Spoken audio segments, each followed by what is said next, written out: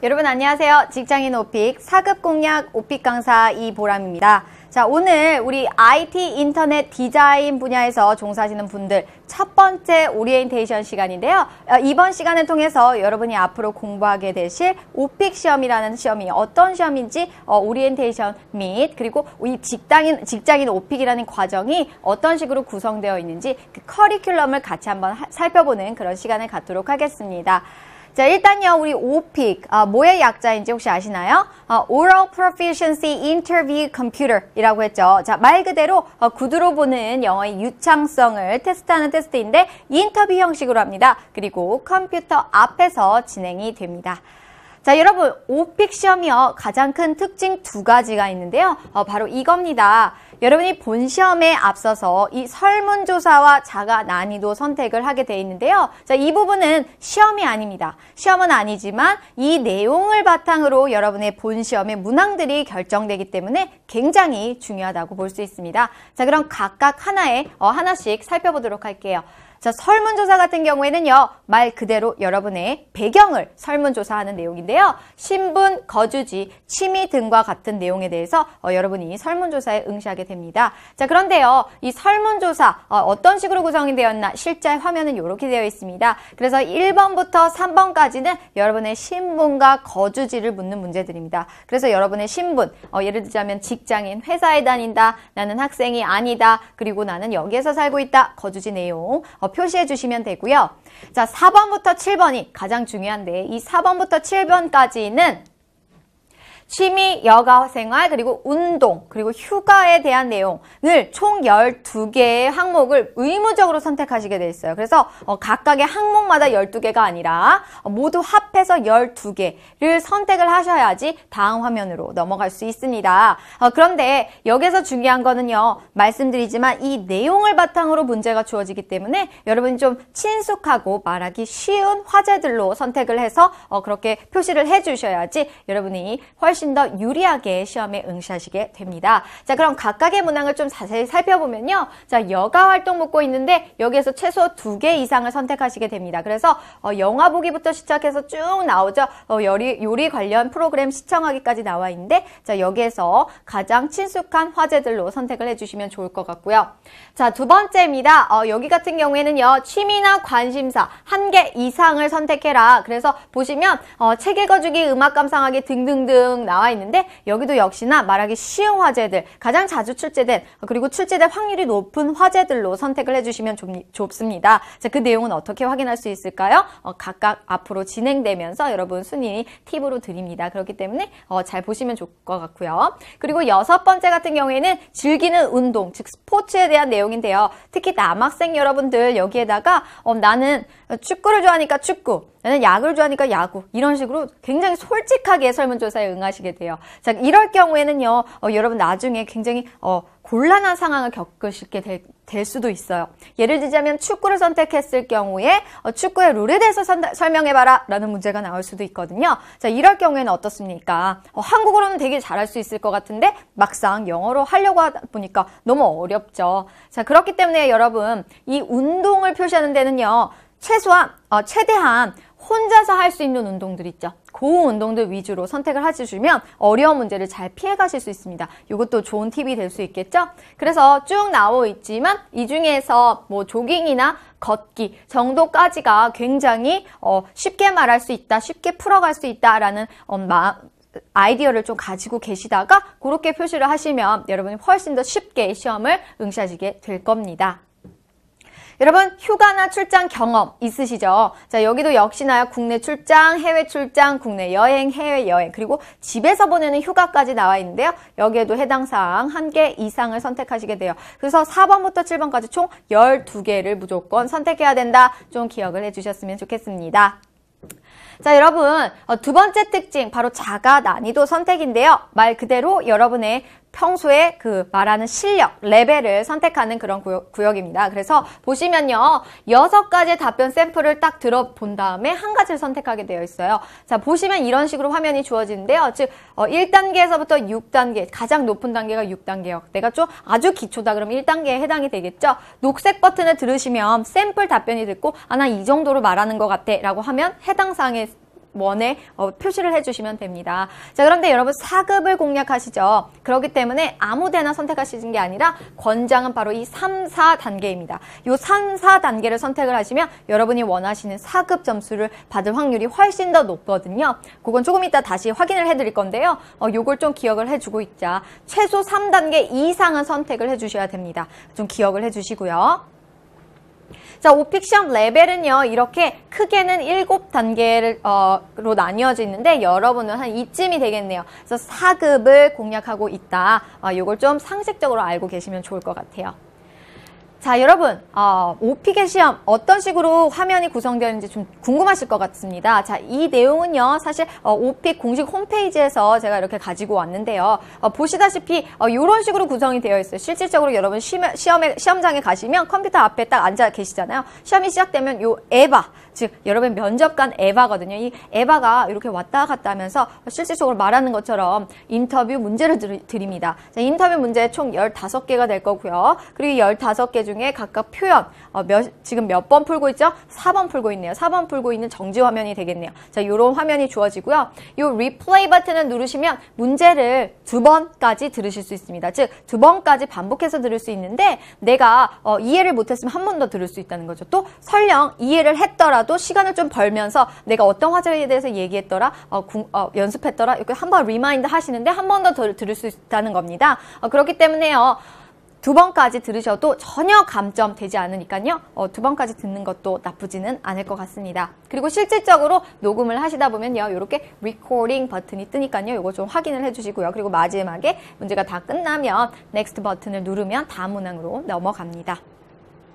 자, 여기까지가 오픽에 대한 전반적인 내용이었는데요. 지금부터는 이 직장인 오픽이라는 이 과정 자체가 어떤 특징을 가지고 있는지 확인을 해보도록 할게요. 자, 첫 번째입니다. 강의 특징 첫 번째는 바로 이겁니다. IL을 위한, 즉 여러분 4급을 위한 과정으로 특화되어 있다는 겁니다. 그래서 제가 말씀드렸듯이 처음에 자가 난이도 선택을 할 때 3, 4단계 중에서 하나를 선택하는 게 권장사항이라고 말씀드렸잖아요. 자, 그래서 이 3, 4단계를 선택했을 때 어떤 토픽들이 주어지고 그리고 어떤 식으로 문제가 주어지는지 그 과정 상황에서 강의를 구성했기 때문에 정말로 실전처럼 연습할 수 있다라는 그런 큰 장점이 있으니까 이것도 기억을 해주시고요.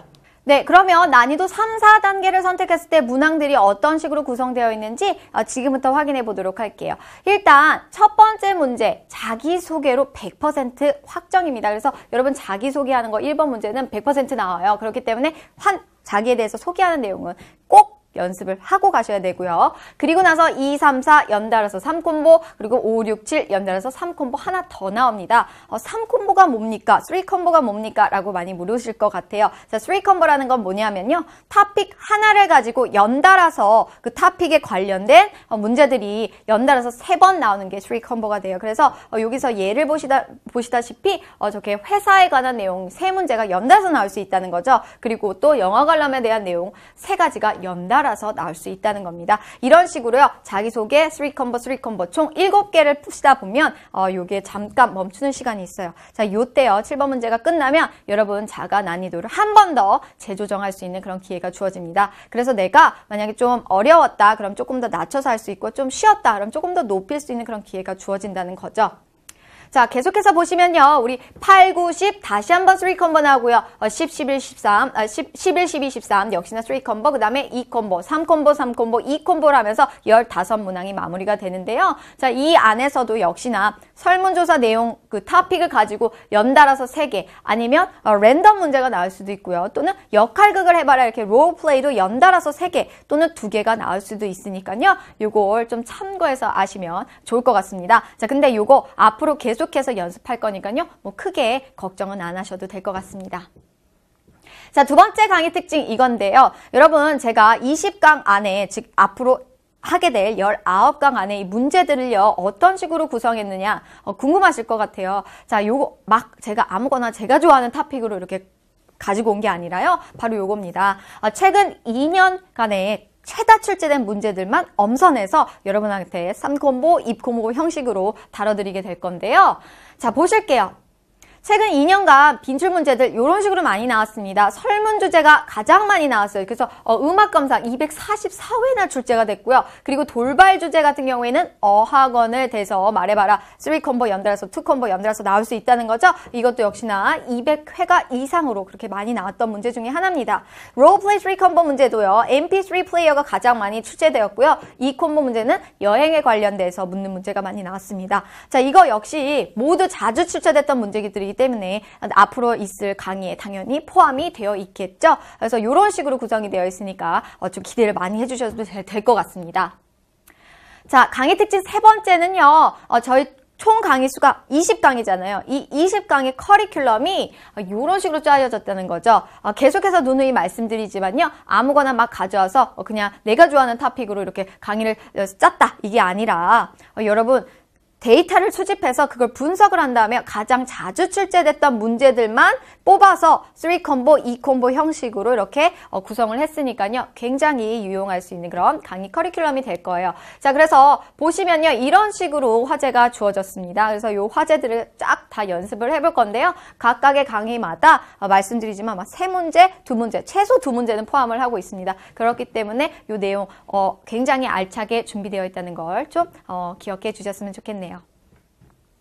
자, 여러분 오픽 출제 문제 같은 경우에 즉 자가 난이도 3, 4단계를 선택했을 경우에 여러분은 총 15개의 문항을 다루시게 되는데요. 이 15개의 문항 출제 문제 어떤 식으로 주어졌는지 좀 궁금하실 것 같아요. 내가 시험장에 갔을 때 15문항을 풀게 되어 있다고 했는데 어떤 식으로 구성되어 있는지 그 내용을 좀 확인을 해보면요. 자, 일단 1번 문제 자기소개 문제는 100%라고 했습니다. 그렇죠? 그리고 나머지 14문장 네 문항 안이 요 안으로 구성이 되어 있다는 거예요. 근데 여기 각각의 신분이나 거주지 묻는 내용 그거 3 콤보로 나올 수 있다는 거죠. 그래서 신분하고 관련된 거, 즉 회사원으로서 연달아서 3개 문제를 푸시게 될 수도 있고요. 아니면 내가 설문조사에서 취미활동, 여가활동, 운동 등등등을 표시했던 내용이 최소 1가지에서 최대 3가지까지 나올 수 있습니다. 근데 역시나 이것도 3 콤보로 형태로 나오기 때문에 최소 3문제나 최대 9문제까지 15개의 9문항이 굉장히 많은 포션이죠. 그렇기 때문에 이런 내용 잘 보시면서 서베이 내용을 체크를 해주셔야지 된다는 이유가 바로 여기에 있습니다. 이런 문항을 다루시게 될 거고요. 또는요 돌발 문제도 다루시게 될 수도 있습니다. 그래서 즉 설문조사에 되어 있지 않은지 갑자기 생뚱맞게 뭐에 대해서 명절에 대해서 얘기해봐라 라는 문제가 나올 수도 있어요. 이렇게 돌발 문제도요 최다 출제됐던 내용을 가지고 하기 때문에 여러분이 훨씬 더 좋은 점수를 받을 수 있는 그런 확률이 높습니다. 그리고 롤플레이에 관한 내용도 즉 역할극을 해봐라 라는 그런 문제도 나올 수 있으니까요. 자, 요걸 가지고 좀 하나씩 좀 자세하게 살펴볼게요. 자, 예를 들자면 이거 자기소개하라는 내용 1번은 확정되어 있다고 했습니다. 그래서 다시 한번 말씀드리지만 자기를 소개하는 내용은 꼭 준비를 해 가시고요. 두 번째, 신분 및 거주지를 묻는 문제. 요거 같은 경우에는 3 콤보로 나왔을 경우에 이런 식으로 나온다는 거예요. 예를 들자면 직장인으로 내가 표시를 했을 경우에 자, 요게 이런 식으로 연달아서 예를 들자면 Tell me about your company, 즉 회사를 소개해보세요. 또는요, 당신이 했던 프로젝트에 대해서 얘기해보세요. 또는요, 당신이 처음 했던 프로젝트에 대해서 설명해주세요. 이런 식으로 연달아서 회사, 직장인으로서 관련된 토픽이 3개가 연달아서 나올 수 있다. 이런 걸 기억을 해주시고요. 자, 두 번째 거, 취미 활동도 역시나 3 콤보로 나올 수 있는데요. 만약에 내가 영화 관람을 표시를 했었어요.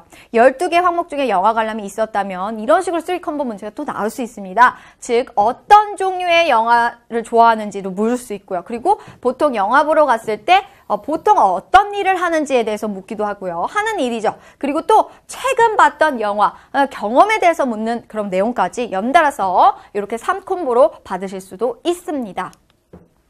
자, 돌발 문제 같은 경우에는요, 말 그대로 랜덤으로 주어지는 문제예요. 그래서 예를 들자면 명절에 관해 문제가 주어졌다. 그러면 당신의 나라에 있는 그 명절들에 대해서 설명해 보세요. 그리고 그 중에 하나를 골라가지고 하는 일에 대해서 설명해 주세요. 그 명절에 뭐 합니까? 라고 물어보기도 하고, 그 다음에 어렸을 때 보냈던 명절, 재밌었던 명절에 그 뭐 했는지 그 설명에 대해서, 과거에 대해 경험에 설명을 해봐라 라는 문제까지 연달아서 또 3개를 받으실 수 있습니다.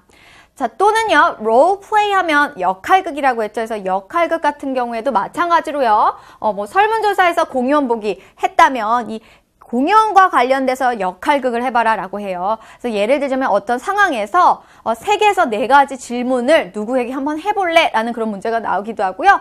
또 어떤 문제 상황, 공연과 관련된 문제 상황을 문제 상황에 대해서 설명을 하고 그리고 그거의 해결책을 모색해봐라 라는 그런 문제가 나오기도 하고요. 또 역할극은 아니지만 이것과 관련돼서 과거 경험, 유사 과거 경험에 대해서 서술해봐라 라는 문제까지 3콤보로 연달아서 나오니까 좀 기억해 주셨으면 좋겠네요. 자, 마지막은요. 2콤보 문제인데 2콤보 문제 같은 경우에도 역시나 예를 들자면 영화 보기에 관련된 2콤보 문제 이런 식으로 나올 수 있어요. 롤플레이로 나오는데 첫 번째 거 서술형이죠. 어떤 종류의 문제를 어떤 종류의 그 영화를 좋아하는지 설명 서술을 하고 그리고 나서 나한테 즉 에바한테 3가지에서 4가지 질문 영화에 관련돼서 질문해봐라 라는 그 역할 롤플레이 해봐라 라는 문제까지 나올 수 있으니까요. 이것도 좀 기억해서 준비를 해주셨으면 좋겠습니다. 자, 여러분 제가 각각의 강의마다 이런 식으로 꿀팁을 드립니다. 그래서 총 20강에 20강 여러분 꾸준하게 잘 공부를 하셨다면 총 20개의 꿀팁을 가지고 가시게 되죠. 자, 이 꿀팁은요, 실질적으로 답안과 연관되어 있지는 않아요. 직접적으로 연관되어 있지는 않지만 여러분이 오픽이라는 시험을 테스트 준비를 하시면서 도움이 될 만한 팁을 드립니다. 자, 오늘 첫 번째 팁 이건데요. 바로 자가난이도 선택에 따른 오픽 레벨 취득 확률입니다. 즉, 제가 권장사항, 4급을 위한다면 권장사항은 3, 4단계를 선택을 해라 라고 그렇게 말씀을 드렸습니다. 자, 그러면 3, 4단계 이상, 5, 6단계 안 되나요? 5, 6단계도 마찬가지로 괜찮겠죠. 근데 각각의 단계마다 오픽 4급을 받을 수 있는 확률이 약간 다릅니다. 그 내용을 이런 식으로 다양한 대상들을 가지고 데이터를 수집을 해서 분석을 해보니까요. 자, 보니까 뭐 국내 최대 오픽 카페, 그다음에 6개 어학원에 다니시는 수강생분들하고 또 어학원 그 티처들, 그리고 나서 삼성 계열사에서 시험 보신 분들 다 합해가지고 딱 이렇게 종합을 해보니까 이렇게 나왔습니다. 보실게요. 자, 난이도 3, 4단계를 선택했을 경우에는 여러분이 원하시는 4급 단계가 두 번째로 가장 많았다. 그리고 5, 6단계를 선택했을 경우에는 1, 2, 3, 2 안에는 들어가지 않았지만 저기 한참 뒤에 나와요. 그래서 보시면 IL 원하면 3, 4단계가 가장 크다는 거죠, 확률이. 근데 5, 6단계는 IL보다는 좀 높은 단계를 원하시는 분들이 5, 6단계를 많이 선택하시고 확률도 높습니다. 자, 그렇기 때문에 최소 IL을 원한다. 최소 IL, 그 이상으로 받으면 더 좋겠다라고 하면 요걸 좀 공략을 해주시면 좋을 것 같고, 나는 딱 IL까지만 필요하다. 그러면 3, 4단계가 권장사항입니다. 자, 원 그래프로 같이 좀 더 자세히 볼게요. 자, 보면요. 3, 4단계 선택하시면 이런 식으로 23% 나왔어요. 그러니까 5명 중에 1명 이상은 IL을 받아갔더라. 근데 5, 6단계 선택했을 경우에는 이렇게 1%밖에 안 됐습니다. 즉, 조금 더 높은 점수를 원하시는 분들이 5, 6단계를 선택하는 경향들이 있었으니까 이것도 참고해서 아셨으면 좋겠고요. 다른 데이터를 보니까요. 즉 13년부터 15년까지 데이터를 분석을 해봤습니다. 여러분 IL 단계 요거죠. IL 단계 보시면 13년에는 26%의 학생들, 응시자들 중에 26%의 학생들이 가져가셨고 22%, 14년에 22%, 15년에는 18%예요. 그래서 평균적으로 20% 정도, 그러니까 5명 중에 1명은 4급을 받아 가셨습니다. 그리고요. 이 빨간색으로 표시된 거는 각각의 해마다 가장 많이 가져간 점수인데요. 평균 점수예요. 13년에는 IL, 14년에는 IM1이 제일 많았고요. 그리고 15년 같은 경우에는 27%로 IM2가 제일 많았습니다. 여러분 어떻습니까? 학생들의 수준이 점점 더 늘어나고 있어요. 그래서 점점 더 좋아지고 있네요. 그렇게 여러분한테는 좀 좋은 소식이 될 수도 있겠네요. 그래서 확률은 점점 더 높아지고 있으니까 그걸 좀 참고해서 아셨으면 좋겠습니다. 자, 여러분 제가 준비한 내용은 여기까지인데요. 어떠셨습니까? 오늘 요 오리엔테이션 시간을 가지고 오픽이라는 테스트가 어떤 테스트인지 좀 감이 오셨나요? 자, 거기에다가 오늘 직장인 오픽이라는 이 특이한 강의, 요 특별한 강의가 어떤 식으로 구성되어 있는지까지 이렇게 설명을 드렸는데요. 앞으로도요, 계속해서 남은 19개의 강의에서 제가 말씀드린 대로 최다 출제된 문제들을 가지고 3콤보 문제를 계속해서 다루는 연습을 할 겁니다. 그렇기 때문에 여러분한테 굉장히 도움이 될 거라고 저는 확신합니다. 그렇기 때문에 다음 시간에 꼭 다시 뵐 수 있었으면 좋겠네요. 여러분 오늘 제가 준비한 내용은 여기까지고요. 다음 시간에 밝은 모습으로 찾아뵙겠습니다. 감사합니다.